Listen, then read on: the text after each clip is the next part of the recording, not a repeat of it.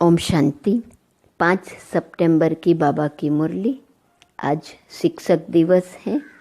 शिव बाबा हमारे अति उत्तम टीचर हैं। टीचर शिव बाबा को सत सत नमन। और बाकी शिक्षक दिवस पर सभी शिक्षक जो गुरु के समान अपने बच्चों को, स्टूडेंट्स को तैयार करते हैं, उन सभी को भी शिक्षक दिवस की शुभकामनाएं। बाबा के बच्चे जो सबको मुरली सुनाने की सेवा करते हैं वो भी टीचर हैं, उन टीचरों को भी शुभकामनाएं। ओम शांति। मीठे बच्चे, सत का संग एक ही है जिससे तुम्हारी सद्गति होती है, आत्मा पावन बनती है। बाकी सब है कुसंग, इसलिए कहा जाता संग तारे कुसंग बोड़े। प्रश्न, बाप का ऐसा कौन सा कर्तव्य है जो कोई भी धर्म स्थापक नहीं कर सकता? उत्तर, बाप का कर्तव्य है सबको पतित से पावन बनाकर वापिस घर ले जाना। बाप आते हैं सबको इन शरीरों से मुक्त करने, अर्थात मौत देने। यह काम कोई धर्म स्थापक नहीं कर सकता। उनके पिछाड़ी तो उनके धर्म की पावन आत्माएं ऊपर से उतरती हैं और अपना अपना पाल्ट बजाए पावन से पतित बनती है। गीत जाग सजनिया जाग। ओम शांति।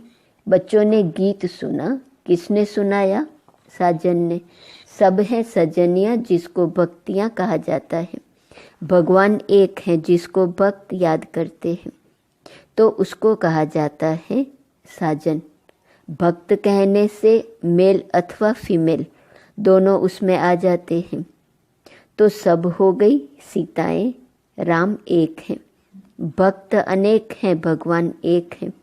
उस भगवान को कहा जाता है परमपिता। लौकिक बाप को परमपिता नहीं कहेंगे, वह है लौकिक शरीर देने वाला पिता। परमपिता है परमधाम में रहने वाला सब आत्माओं का पिता। हर एक मनुष्य को दो बाप हैं, एक लौकिक, दूसरा पारलौकिक बाप। लौकिक बाप का जन्म बै जन्म वर्षा अलग होता है। हर एक जन्म में बाप अलग अलग रहते हैं। तुम विचार करो कितने जन्म लेते हैं, कितने बाप मिलते होंगे। हाँ, 84 जन्मों में जरूर 84 बाप और 84 माँ मिलेंगे। हर जन्म में एक ही लौकिक बाप और एक ही माँ रहती है। दूसरा बाप है परमपिता परमात्मा। परंतु सतयुग त्रेता में कभी ओ गॉड फादर कह याद नहीं करते। हे परमपिता परमात्मा मेहर करो, ऐसे कभी नहीं कहते। इसलिए समझाया जाता है सतयुग त्रेता में एक ही बाप होता है। फिर द्वापर कलयुग जिसको भक्ति मार्ग कहा जाता है, वहाँ सबको दो बाप हैं, मेल अथवा फीमेल, सबको दो बाप हैं। पारलौकिक बाप को याद करते हैं क्योंकि यह दुखधाम है। दुखधाम में दो बाप, सुखधाम में है एक ही बाप। यहाँ तो एक ही लौकिक बाप है, दूसरा फिर सबके दुख निवारण करने वाला बाप है जिसको सभी याद करते हैं कि इस दुख से छुड़ाओ, रहम करो। आधा कल्प है दुखधाम, आधा कल्प है सुखधाम। सतयुग है नया युग, कलयुग है पुराना युग। बाप कहते हैं अब हम सतयुग नई दुनिया की स्थापना कर रहे हैं। कलयुग पुराने युग का विनाश होना है। कलयुग के बाद फिर सतयुग आना है। कलयुग के अंत सतयुग के आदि को कल्प का संगम कहा जाता है। यह है कल्याणकारी युग क्योंकि पतित से पावन बनना होता है। कलयुग में है पतित मनुष्य, सतयुग में है पावन देवताएं। बाप समझाते हैं कि यह आसुरी रावण संप्रदाय है। हर एक के अंदर 5 विकारों की प्रवेशता है। उसको कहेंगे Ravan omnipresent, god omnipresent नहीं। 5 विकार प्रवेश है, इसलिए इनको पतित दुनिया कहा जाता है। सतयुग त्रेता को पावन दुनिया शिवालय कहा जाता है। कलयुग है वैश्यालय। तो शिव परमपिता परमात्मा आकर नव युग की स्थापना करते हैं। बाप समझाते हैं, अब जागो, नव युग अथवा सुखधाम का समय अब आया है। लक्ष्मी नारायण का राज्य आ रहा है। यह है ही राजयोग। यह कोई कॉमन सत्संग नहीं है। एक होता है सत्संग, दूसरा होता है झूठा संग, कुसंग। सत का संग तारे, कुसंग बोरे। सत तो एक ही बाप है। उनको कहते हैं पतित पावन आओ। वही आकर पावन बनाते हैं आधा कल्प के लिए। फिर माया रावण आकर आधा कल्प पतित बनाती है। ऐसे नहीं बाप ही पतित बनाते हैं। अभी है ही रावण राज्य। जब तक सत बाप न आए तब तक सत्संग नहीं। सब है झूठ संग अथवा कुसंग। तुम हो सीताएं, तुम भक्ति करती हो, समझती हो भक्ति का फल भगवान आकर देंगे, तो जरूर जब भक्ति का समय समाप्त होना होगा तब तो आएंगे न। आधा कल्प है ज्ञान की प्रारब्ध और आधा कल्प है भक्ति की प्रारब्ध। तुम अभी पुरुषार्थ कर रहे हो भगवान की श्रीमत पर। भगवान एक होता है, वह है निराकार परमपिता परमात्मा, आत्माओं का बाप। वह आते ही है संगम पर। द्वापर कलयुग को भक्ति कांड कहा जाता है। सतयुग त्रेता को ज्ञान कांड कहा जाता है। ज्ञान है ही ज्ञान सागर परमपिता परमात्मा के पास। शास्त्रों का ज्ञान कोई ज्ञान नहीं। अगर उनमें ज्ञान होता तो सद्गति होती। भारत जो हीरे जैसा था अब नहीं है। फिर बाप बनाते हैं, तुम अब हीरे जैसा बन रहे हो। तुम्हारा जीवन पलट रहा है। आत्मा दैवी गुण धारण कर रही है। यूं तो मनुष्य बैरिस्टर, इंजीनियर, सर्जन आदि बनते हैं। बाकी मनुष्य को देवता बनाना यह परमपिता परमात्मा ज्ञान सागर का कर्तव्य है। उनको ही ट्रूथ कहा जाता है। वही सच बतलाते हैं, अर्थात सचखंड की स्थापना करते हैं। बाकी सब है झूठ बोलने वाले, झूठ खंड की स्थापना करते हैं, रावण की मत पर चलते हैं। तुम श्रीमत से श्रेष्ठ बनते हो। नए युग में भारत नया था। वर्ल्ड ऑलमाइटी अथॉरिटी कहा जाता था। लक्ष्मी नारायण का राज्य था।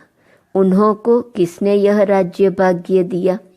जरूर जो स्वर्ग की स्थापना करने वाला होगा। अभी वह वर्षा गंवाया है 84 जन्म लेकर। अब फिर चक्र पूरा होता है, सबको वापिस जाना है। लिबरेटर एक ही बाप है। वही लिबरेट कर सबको ले जाते हैं। इसलिए उनको कालों का काल भी कहा जाता है। बाप कहते हैं, अब तुम्हारे 84 जन्म पूरे हुए, अब वापिस चलना है। यह सृष्टि का चक्र कैसे फिरता है सो बाप बैठ समझाते हैं, अर्थात त्रिकालदर्शी बनाते हैं। तीनों कालों लोकों की नॉलेज देते हैं। वही पतित पावन ज्ञान का सागर बीज रूप है। उनसे ही सचखंड का तुमको वर्षा मिलता है। यहाँ तुम आए हो परमपिता परमात्मा से वर्षा लेने के लिए, जो स्वर्ग की स्थापना करने वाला है। तुम जानते हो हम ही फिर स्वर्ग के मालिक बनेंगे। सतयुग के लक्ष्मी नारायण आदि को कहा जाता है डिटी रिलीजियन। वह है श्रेष्ठ धर्म। उन्हों का धर्म भी श्रेष्ठ है तो कर्म भी श्रेष्ठ है। वहाँ भ्रष्टाचारी कोई नहीं रहते। द्वापर कलयुग में फिर एक भी श्रेष्ठाचारी नहीं रहते। बाप को भूलने के कारण ही बुरी गति होती है। फिर बाप आकर पतित से पावन बनाते हैं। धर्म स्थापक कोई पतित से पावन बनाने नहीं आते। पतित पावन तो एक ही बाप है, वही सच्चा गुरु है। बाकी वह तो आकर अपना धर्म स्थापन करते हैं। ऊपर से पावन आत्माएं आती हैं, फिर पतित बनती हैं। इस समय सब पतित हैं। सबको पावन बनाना बाप का ही काम है। वही पतित पावन है। गुरु नानक ने भी उस सतगुरु की महिमा की है। इस पुरानी दुनिया के विनाश के लिए ही यह महाभारत लड़ाई है। बाकी ऐसे नहीं तुमको लड़ाई के मैदान में ज्ञान देते हैं। ज्ञान के लिए तो एकांत चाहिए, 7 रोज भट्ठी में रहना पड़े। बाकी तो है भक्ति की सामग्री। भक्तों में भी कोई बड़े तीखे तीखे होते हैं। रुद्रमाला भी है तो भक्त माला भी है। वह है भक्तों की माला, यह है ज्ञान माला। ऊपर में शिव, फिर युगलदाना, फिर है उनकी वंशावली जो माला मनुष्य सिमरते हैं। राम राम कहते रहते हैं क्योंकि दुखी हैं। रावण संप्रदाय राम को याद करते हैं कि आकर अपना बनाओ। अभी तुम ईश्वरीय गोद में आए हो। वास्तव में सब आत्माएं परमपिता परमात्मा की संतान है। मनुष्य सृष्टि प्रजापिता ब्रह्मा की संतान है। प्रजापिता ब्रह्मा द्वारा मनुष्य सृष्टि रची है। आत्मा तो अविनाशी है, आत्माओं का अविनाशी बाप है। अभी तुमको 2 बाप हैं, एक विनाशी दूसरा अविनाशी। ब्रह्मा भी शरीर छोड़ देते हैं। शिव बाबा को तो अपना शरीर है नहीं, वह तो जन्म मरण रहित है। जन्म मरण में तुम बच्चे आते हो। तुम आदि सनातन देवी देवताओं के ही 84 जन्म हैं, हिसाब है न। गुरु नानक को तो 500 वर्ष हुए, तो इतने में 84 जन्म कैसे लेंगे। बाकी लाखों जन्म की तो बात ही नहीं। बाप समझाते हैं अभी सबके जन्म आकर पूरे हुए हैं, फिर नए सिर खेल सतयुग से शुरू होगा। सतयुग में तो थोड़े चाहिए, बाकी इतने सब कहाँ जाएंगे। उन्हों के लिए ही यह भंभोर को आग लगनी है। इन बॉम्ब्स, नेचुरल कैलिमिटीज आदि से सब खत्म हो जाएंगे। बाकी आत्माएं सब चली जाएंगी मुक्ति धाम। यह कयामत का समय है, सबको वापिस जाना है। भारत को अविनाशी खंड कहा जाता है क्योंकि भारत ही बाप का जन्म स्थान है।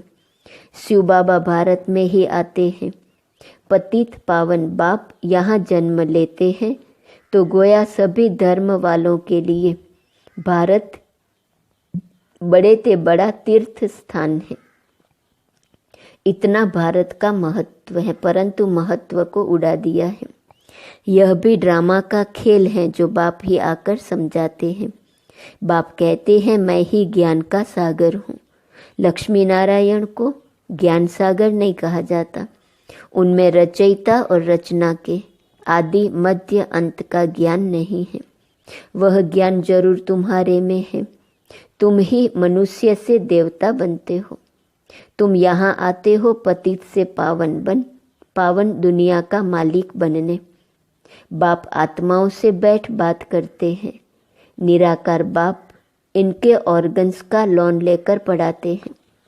तुम्हारी आत्मा भी इन ऑर्गन से सुनती है। बाबा ने समझाया है आत्मा स्टार है जो भ्रकुटी के बीच रहती है, और वह बाप है सुप्रीम आत्मा। वह सुप्रीम आकर इनको आप समान सुप्रीम बनाए साथ ले जाते हैं। सब आत्माओं का गाइड है। उनको ही दुखहर्ता सुखकर्ता कहा जाता है। दुख से तुमको लिबरेट कर ले जाएंगे। सतयुग में दुख होता नहीं। नवयुग की नॉलेज भी नई है न। यह बातें मनुष्यों ने कभी सुनी नहीं है। बल अच्छे और बुरे मनुष्य हैं, परंतु है सब पतित। तब तो गंगा पर स्नान करने पावन बनने जाते हैं। गंगा का पतित पावनी नाम रख दिया है। वास्तव में पतित पावन तो बाप को ही कहा जाता है। पतित दुनिया के बाद फिर पावन दुनिया की स्थापना होती है। सतयुग को वाइसलेस वर्ल्ड कहा जाता है, और वह है साइलेंस इन कॉर्पोरियल वर्ल्ड। आत्माएं यहाँ आकर पाल्ट बजाती हैं। पाल्ट है 84 जन्मों का। तुम ऑलराउंड पाल्ट बजाते हो। यह है बना बनाया ड्रामा। हर एक में अपना अपना पाल्ट अविनाशी है, वह कभी मिटता नहीं है। तुम 84 जन्म भोगते रहेंगे। चक्र का आदि अंत नहीं है। ड्रामा कब शुरू हुआ यह प्रश्न नहीं उठता।